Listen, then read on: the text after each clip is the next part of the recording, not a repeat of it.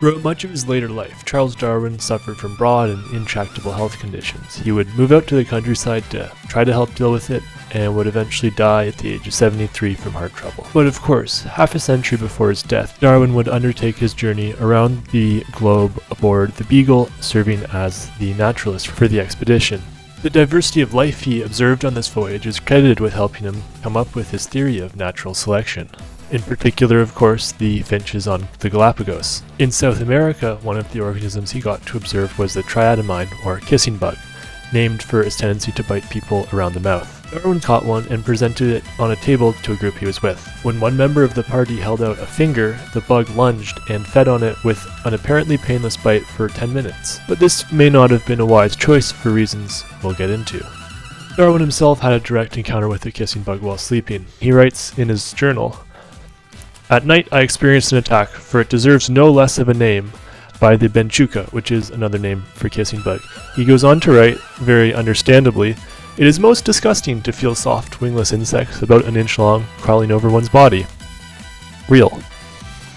Anyways, following his voyage, Darwin suffered from many chronic health conditions. Some of the symptoms match up with those of Chagas disease.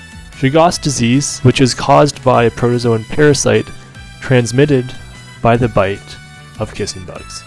Of particular note, Chagas disease causes long-term gastrointestinal problems and heart trouble, much like Darwin experienced.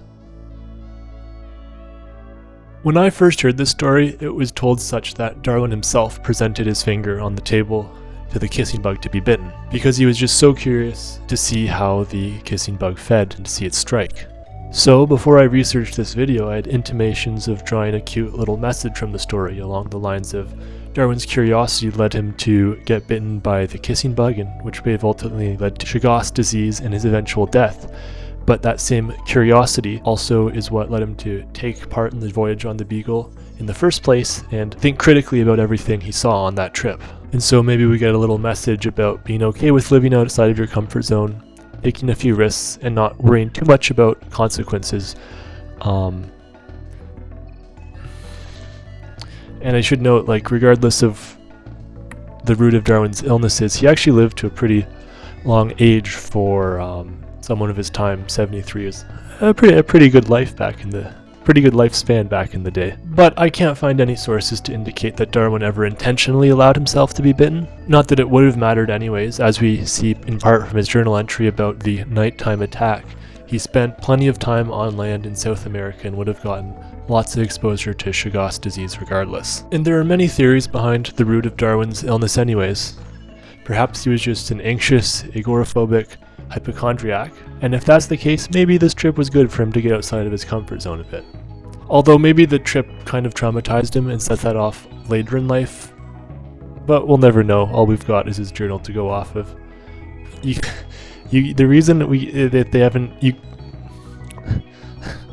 they actually probably could check for Chagas disease if they exhumed him, but he's buried in England, and in England you're not allowed to exhume bodies except for murder investigations, so we'll never know, and maybe it's a little more fun to speculate.